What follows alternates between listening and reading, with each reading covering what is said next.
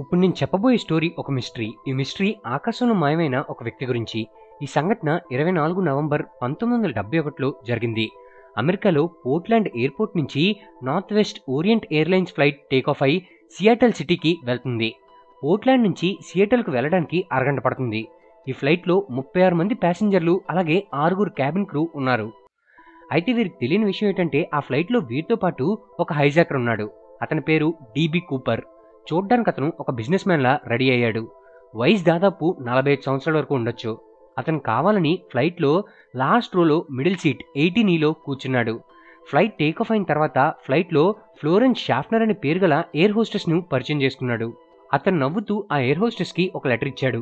ఆమె ఇతను అలా సరదాగా చేస్తున్నాడని ఆ లెటర్ చదవకుండానే తన దగ్గర ఉంచుకుంది. అప్పుడు ఆ హైజాకర్ ఆమెను పిలిచి మరీ ఈ లెటర్ చదవడం మంచిదని చెప్పాడు. ఆమె ఆ లెటర్ ఓపెన్ చేసి చూడగానే దానిలో అతను తెచ్చిన బ్రీఫ్ కేసులో బాంబు ఉందని, అలానే ఆ ఎయిర్ హోస్టెస్ ని తన పక్కన కూర్చోమని రాసింది. ఆమె లెటర్ చదివిన వెంటనే సైలెంట్ గా అతని పక్కన కూర్చుంది. కానీ అతని దగ్గర బాంబు ఉందని మాత్రం ఇంకా నమ్మకం కుదరలేదు. ఆ హైజాకర్ కొంతసేపటి తర్వాత అతని సూట్ కేసు ఓపెన్ చేసి ఆమెకు ఆ బాంబుని చూపించాడు. అప్పుడు ఆమెకు అతను ఒక హైజాకర్ అని అర్థమైంది. వెంటనే హైజాకర్ కూపర్ ఆమెకు తన డిమాండ్లన్నీ చెప్పాడు. ఆ డిమాండ్లలో అతనికి సాయంత్రం 5 గంటలలోపు $2 లక్షల క్యాష్, 4 పారాషూట్లు, అలాగే ఫ్లైట్ ల్యాండ్ అయ్యే టైంకి ఫ్లైట్లో ఫ్యూయల్ నింపడానికి ఒక ఫ్యూయల్ ట్యాంక్ రెడీగా ఉంచమని చెప్పాడు. అలాగే ఏదైనా తేడా జరిగితే ఫ్లైట్ మొత్తం బాంబుతో పేల్చేస్తానని బెదిరించాడు. అయితే ఈ విషయం ఆ ఎయిర్ హోస్టెస్ తప్ప ఫ్లైట్లో మిగిలిన వారెవరికీ తెలీదు.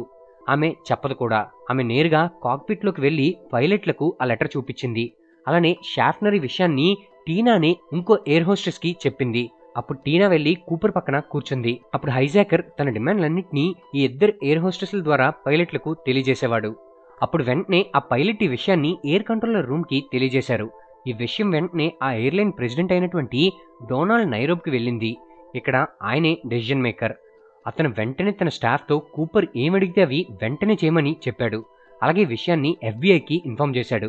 హైజాకర్ అడిగిన డబ్బుల కోసం సియాటల్లో బ్యాంక్ తో మాట్లాడాడు. ఇటువంటి అత్యవసర పరిస్థితుల కోసం బ్యాంక్ వద్ద పెద్ద మొత్తంలో డబ్బుంటుంది. అయితే ఇటువంటి అత్యవసర పరిస్థితుల్లో ఉపయోగించే డబ్బులకి ఒక ప్రత్యేకత ఉంటుంది. ఆ ప్రత్యేకత ఏంటో ఈ వీడియోలో తర్వాత చెప్పుకుందాం. అయితే ఇప్పటికే మీకు ఈ ఎయిర్లైన్ ప్రెసిడెంట్ ఎందుకు హైజాకర్ అడిగిన అన్ని డిమాండ్లను పూర్తి చేయమని చెప్పాడని అనుమానం వచ్చుంటుంది. అతను ఇలా చేయడానికి గల కారణం ఏంటంటే ఫ్లైట్ హైజాక్ అయిన విషయం బయటకు తెలిస్తే అతని కంపెనీ రెప్యుటేషన్ పోయి లాస్లోకి వెళ్తుంది. ఈ న్యూస్ బయటకు తెలియకుండా మేనేజ్ చేద్దామని అలా చేశాడు. అయితే ఇక్కడ ప్రాబ్లం ఏంటంటే డబ్బు అరేంజ్ చేయడానికి కొంచెం టైం పడుతుంది. కానీ ఫ్లైట్ కేవలం అరగంటలో సియాటల్కి వచ్చేస్తుంది. అందుకని పైలట్లు క్యాష్ అరేంజ్ చేసేంత వరకు ఫ్లైట్ని ల్యాండ్ చేయకుండా గాల్లోనే రౌండ్స్ వేయమని చెప్పారు. కేవలం అరగంటలో డెస్టినేషన్ చేరుకోవాల్సిన ఫ్లైట్ 3 గంటల పాటు అలా గాల్లో తిరుగుతూనే ఉంది. ప్యాసింజర్లకు ఈ విషయం ఇంకా తెలీదు. ప్యాసింజర్లు కంగారు పడకుండా పైలట్ చిన్న టెక్నికల్ ఇష్యూ వల్ల ఫ్లైట్ ఇంకా ల్యాండ్ అవ్వడానికి సమయం పడుతుందని అనౌన్స్ చేశారు. చివరకు ఫ్లైట్ సాయంత్రం 5:56 సియాటల్ ఎయిర్పోర్ట్లో ల్యాండ్ అయింది. హైజాకర్ కూపర్ చెప్పినట్లుగా ఫ్లైట్ను ఎయిర్పోర్ట్ నుంచి దూరంగా పార్క్ చేశారు. ఎయిర్లైన్స్ నుంచి ఒక అతను డబ్బుని అలాగే పారాషూట్ని తీసుకొచ్చి కూపర్కి ఇచ్చాడు. వెంటనే కూపర్ ఫ్లైట్లో ప్యాసింజర్లని అలాగే ఫ్లైట్ సిబ్బందిని వెళ్ళిపోమని చెప్పాడు. ఒక్క టీనా అనే ఎయిర్ హోస్టెస్ తప్ప. అందరూ వెళ్ళిపోగానే ప్లేన్ ఫ్యూయల్తో నింపారు. వెంటనే ఫ్లైట్ టేకాఫ్ అయింది. ఈసారి ఫ్లైట్లో కేవలం పైలట్లు మరియు టీనా అనే ఎయిర్ హోస్టెస్ మాత్రమే ఉన్నారు. కూపర్ పైలట్లకు ప్లేన్ ఎంత స్పీడ్లో వెళ్ళాలి, ఏ యాంగిల్లో వెళ్ళాలి, అలాగే ఎక్కడికి వెళ్ళాలనేది చెప్తూ వచ్చాడు. అతను ఫ్లైట్ను మెక్సికో సిటీ వైపుగా 10,000 అడుగుల ఎత్తులో ఫ్లైట్ వింగ్స్ను 15 డిగ్రీల యాంగిల్లో పెట్టి నడపమని చెప్పాడు. అలాగే ప్లేన్ను ఎంత స్లోగా వీలైతే అంత స్లోగా వెళ్ళమని ఇన్స్ట్రక్షన్స్ ఇచ్చాడు. తర్వాత ఏం జరిగిందో తెలిస్తే మీరు నిజంగా షాక్ అవుతారు. ఇది సినిమా స్టోరీకి ఏమాత్రం తక్కువ కాదు. కూపర్ టీనాకు కాక్పిట్లోకి వెళ్లి తలుపు లాక్ చేయమని చెప్పాడు. కాక్పిట్ బయట కూపర్ మాత్రమే ఉన్నాడు. అతను తన పారాషూట్ని తీసి మూవీలో చూసినట్లుగా డైవ్ చేయడానికి సిద్ధమయ్యాడు. కొన్ని నిమిషాల తర్వాత కాక్పిట్లో వెనక డోర్ ఓపెన్ చేసినట్లు వార్నింగ్ లైట్స్ వెలిగాయి. అప్పట్లో ఈ బోయింగ్ 727 విమానాలకు ఒక ప్రత్యేకత ఉంది. వీటికి వెనక వైపు ఓపెన్ అయ్యే డోర్కు ఇలా మెట్లుండేవి. అవి ఎలా ఉండేవో ఇక్కడ మీరు చూడొచ్చు. కూపర్ ఆ డోర్ ఓపెన్ చేసి డబ్బుతో పారాషూట్ ఉపయోగించి ఫ్లైట్లో నుంచి దూకేశాడు. కూపర్ ఇలా దూకడం కాక్పిట్లో ఉన్న ఎవరూ చూడలేదు. ఎందుకంటే అప్పట్లో ఉండే ఏరోప్లేన్కి కాక్పిట్ నుంచి బయటికి చూడడానికి ఎటువంటి వ్యూ గ్లాస్ ఉండేది కాదు. అయితే రాత్రి 8:13 ఫ్లైట్ 320 కిలోమీటర్ల స్పీడ్తో వెళ్తుండగా కూపర్ దూకేశాడు. పైలట్లు అది గమనించి ఫ్లైట్ను నెవాడాలోని రెనో ఎయిర్పోర్ట్లో ల్యాండ్ చేశారు. పోలీసులకి జరిగింది చెప్పారు. పోలీసులు ఆ ఫ్లైట్ను పరిశోధించారు. కానీ ఒక టై, చిరిగిపోయిన పారాషూట్స్ మరియు కాల్చిన సిగరెట్లు దొరికాయి. అప్పట్లో ఫ్లైట్లో స్మోకింగ్ అలౌ చేసేవారు. అయితే కూపర్కి సంబంధించి ఎటువంటి విషయం కూడా దొరకలేదు. ఇక్కడ ఆశ్చర్యకరమైన విషయం ఏంటంటే ఫ్లైట్లో బాగా పరిశోధించిన తర్వాత పోలీసులకి 66 వేర్వేరు ఫింగర్ ప్రింట్స్ దొరికాయి. కానీ ఆ ఫింగర్ ప్రింట్స్ ప్యాసింజర్స్ కాదు, అలాగే ఫ్లైట్లో సిబ్బంది కూడా కాదు. ఆ రోజు నుంచి FBI కూపర్ను కనిపెట్టడానికి ఇన్వెస్టిగేషన్ స్టార్ట్ చేసింది. కానీ కూపర్కి సంబంధించిన ఏ విషయాన్ని కూడా కనిపెట్టలేకపోయారు. ఈ ఇన్వెస్టిగేషన్ దాదాపు 45 సంవత్సరాలు సాగింది.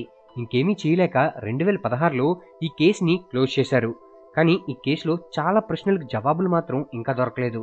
FBI చరిత్రలోనే సాల్వ్ చేయకుండా వదిలేసిన హైజాక్ కేస్ ఇదే. FBIకే ఇదొక మిస్టరీ. అసలు ఎవరి కూపర్? పోలీసుల నుంచి తప్పించుకొని అతను ఎక్కడికి వెళ్ళినట్లు? ఈ మిస్టరీ గురించి తెలుసుకుందాం. ఇక్కడ జరిగిన 2 ఆశ్చర్యకరమైన విషయాలు ఏంటంటే, మొదటిది ఫ్లైట్లో ప్యాసింజర్లకు ఫ్లైట్ దిగేంత వరకు ఫ్లైట్ హైజాక్ అయినట్లు కూడా తెలీదు. అలాగే ఎవరు గాయపడలేదు, చనిపోలేదు. దీనికి కారణం ఎయిర్ హోస్టెస్ టీనా. ఆమె కూపర్ను చాలా కూల్గా హ్యాండిల్ చేసింది. అటువంటి క్రిమినల్ పక్క నుండి కూడా ఆమె అంత కూల్గా ఉందంటే ఆమె నిజంగానే హీరో అని చెప్పాలి. 2 ఇంట్రెస్టింగ్ విషయం ఏంటంటే, DB కూపర్ పేరు నిజానికి డాన్ కూపర్. కానీ అందరూ ఈ సంఘటనని DB కూపర్ మిస్టరీ అని పిలుస్తారు. అసలు డాన్ DB ఎలా అయింది? ఈ సంఘటన జరిగిన తర్వాత ఒక జర్నలిస్ట్ తన పేపర్లో అతని పేరుని తప్పుగా విని డాన్ కూపర్కి బదులుగా DB కూపర్ అని రాశాడు. అది చూసి మిగిలిన న్యూస్ ఛానల్ వాళ్ళు కూడా DB కూపర్ అనే వాళ్ళ న్యూస్ ఛానల్స్లో చెప్పేశారు. అసలు పోలీసులు ఎందుకు పట్టుకోలేకపోయారు? కూపర్ పోలీసులకు దొరకకుండా ఎలా మేనేజ్ చేశాడు? కూపర్ ఫ్లైట్ నుంచి దూకిన తర్వాత అతను దూకిన ప్రదేశాన్ని పోలీసులు ఎస్టిమేట్ చేసి ఆ ప్రదేశం మొత్తం హెలికాప్టర్లతో, అలాగే గ్రౌండ్ పోలీసులతో, నదులన్నీ బోట్స్తో, అలానే వాటర్ లోపల సబ్మెరీన్లో కూడా వెతికిచ్చారు. అయితే పోలీసుల ప్రదేశాన్ని ఎస్టిమేట్ చేయడానికి ఒక ప్రయోగం చేశారు. అదేంటంటే ఒక ప్లేన్ 10,000 అడుగుల ఎత్తు నుంచి కూపర్ చెప్పినట్లుగా సేమ్ స్పీడ్ మరియు యాంగిల్లో వెళ్తుండగా ఆ ప్లేన్ నుంచి 90 కేజీల బాక్స్ని కిందకు పడేశారు. తర్వాత బాక్స్ పడిన ప్రదేశం చుట్టూ కూపర్ కోసం వెతికారు. అతను దొరకలేదు. ఎందుకంటే అతను దూకిన ప్రదేశాన్ని ఎస్టిమేట్ చేయొచ్చు కానీ అతను ఎగ్జాక్ట్గా ఎక్కడ దిగి ఉంటాడని చెప్పలేకపోయారు. ఎందుకంటే అతను పారాషూట్తో ఎంత దూరం వెళ్ళాడో ఎస్టిమేట్ చేయడం కష్టం. ఆ ప్రదేశం అంతా కొండలు, దట్టమైన అడవి మరియు తుఫాన్ లాంటి వాతావరణంతో దారుణంగా ఉంది. అటువంటి ప్రదేశంలో అతన్ని వెతకడం అంటే చెత్త కుప్పలో గుండుసూది వెతికినట్టే. అలాగే కూపర్ అంత రాత్రివేళ 10,000 అడుగుల ఎత్తు నుంచి దూకితే ఏమీ కనిపించక చనిపోయి ఉంటాడని అనుకున్నారు. ఒకవేళ అతను లక్కీగా అంత ఎత్తు నుంచి వాటర్లో పడినా సరే కూపర్ తప్పించుకోవడం చాలా కష్టం. ఎందుకంటే కూపర్ దూకిన సమయానికి ఆ ప్రదేశం అంతా పూర్తిగా మంచుతోంది. అంటే వాటర్ చాలా చల్లగా ఉంది. అంత చల్లని వాటర్లో పడితే కొన్ని నిమిషాలకే హైపోథర్మియా వచ్చి చనిపోయే అవకాశం ఉంది. అలాగే అతని దగ్గర డబ్బుల బ్యాగ్ వెయిట్ చాలా ఉంటుంది. కాబట్టి వాటర్లో స్విమ్ చేయడం కూడా కష్టమే. ఇవన్నీ ఇన్వెస్టిగేషన్ వాళ్ళు అంచనా వేశారు. కానీ ఏమో అతను ఇవన్నీ దాటుకొని లక్కీగా బ్రతికి కూడా ఉండొచ్చు. బ్రతికుండొచ్చని ఎందుకంటున్నానంటే ఈ కూపర్ హైజాక్ చేసిన సంఘటన జరిగిన తర్వాత ఇటువంటి సంఘటనలు చాలా జరిగాయి. ఈ కూపర్ హైజాక్ న్యూస్ మొత్తం ప్రపంచం అంతా తెలిసిపోయిన తర్వాత చాలామంది హైజాకర్లు కూడా ఇలానే చేద్దామని అనుకున్నారు. అలానే దాదాపు 5గురు కూపర్ లాగానే సేమ్ స్టైల్లో ఫ్లైట్ను హైజాక్ చేశారు. ఈ 5గురిలో ఒకరు మార్టిన్ మెక్నల్లీ. ఇతను కూడా ప్లేన్ని సేమ్ కూపర్లానే హైజాక్ చేసి $5,00,000తో ఫ్లైట్ 400 నుంచి 500 కిలోమీటర్ల స్పీడ్తో వెళ్తుండగా పారాషూట్లో నుంచి కిందకు దూకేశాడు. అయినా సరే బ్రతికాడు. ఇంకో అతను రిచార్డ్ లపాయింట్. ఈ వ్యక్తి కూడా సేమ్ హైజాక్ చేసి ఫ్లైట్ నుంచి దూకి సేఫ్గా ల్యాండ్ అయ్యాడు. వీరిద్దరూ బ్రతికున్నారని తెలిసిందంటే వీరిలాగానే కూపర్ కూడా బ్రతికుండొచ్చు కదా.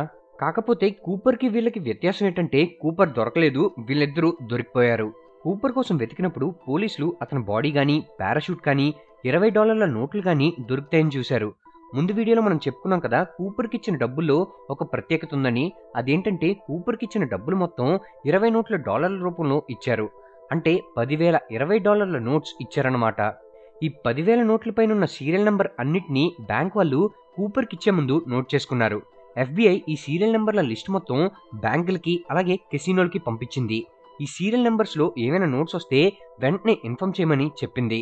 తర్వాత ఈ సీరియల్ నెంబర్స్ అన్నిటినీ న్యూస్ పేపర్లో వేయించి ఎవరైనా ఈ సీరియల్ నెంబర్స్తో నోట్స్ తీసుకొస్తే $10,000 రివార్డ్ కూడా ఇస్తామని ప్రకటించింది. ఈ రివార్డ్ ఆఫర్ 3 సంవత్సరాల పాటు నడిచింది. కానీ ఆ సీరియల్ నెంబర్తో ఒక్క నోట్ కూడా దొరకలేదు. ఇది జరిగిన 8 సంవత్సరాల తర్వాత సడన్గా కాంటినెంటల్ ఎయిర్లైన్స్కి చెందిన టామ్ బోహాన్ అనే ఒక పైలట్ ఎఫ్బిఐని కాంటాక్ట్ అయ్యాడు.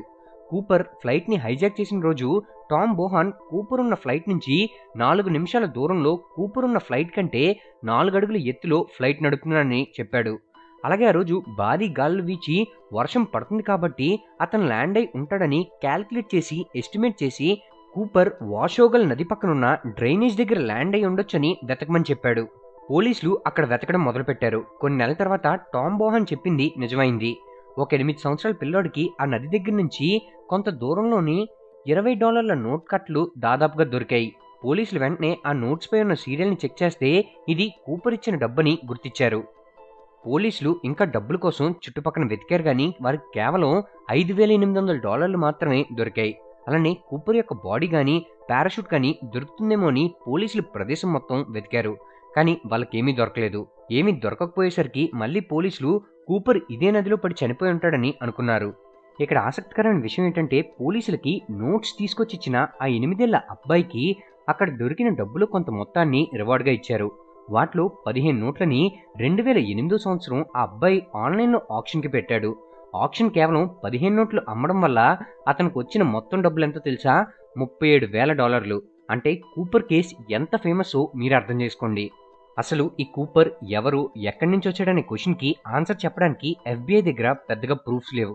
వారి దగ్గర ఉన్నదల్లా ఒక టై మరియు వారి టై క్లిప్ మాత్రమే. ఈ టై క్లిప్ గోల్డ్ కలర్లో ఉండి దీనిలో కొన్ని మైక్రోస్కోపిక్ పార్టికల్స్ ఉన్నాయి. వీటిని సైంటిస్టులు టెక్నాలజీతో రీసెర్చ్ చేశారు.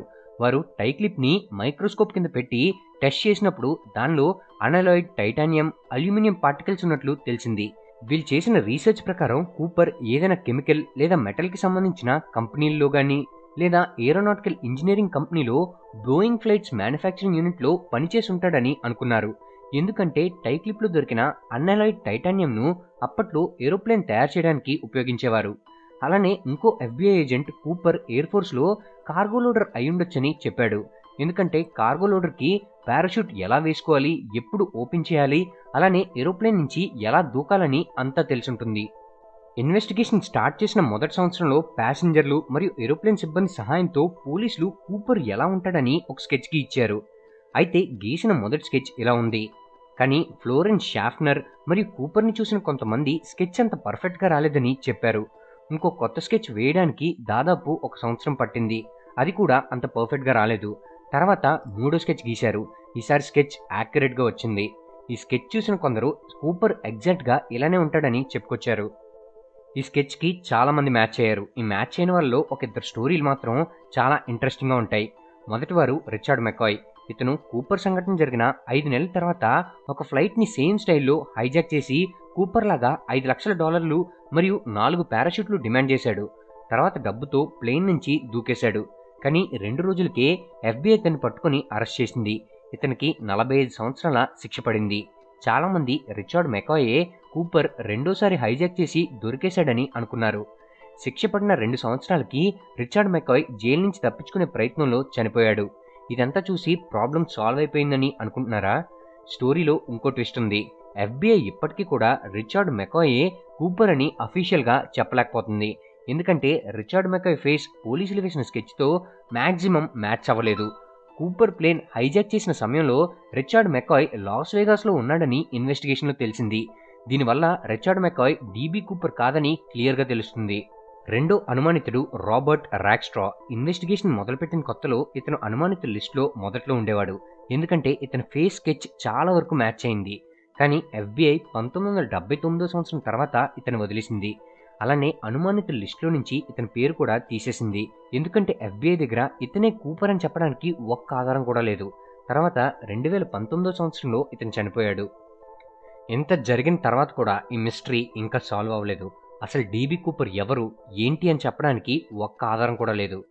ఈ అన్సాల్వ్డ్ మిస్టరీ గురించి మీరేమనుకుంటున్నారు? కమెంట్ బాక్స్లో కమెంట్ చేయండి. ఇటువంటి మరిన్ని మిస్టరీ వీడియోస్ కోసం మినిట్ స్టఫ్ ఛానల్ని సబ్స్క్రైబ్ చేసుకోండి.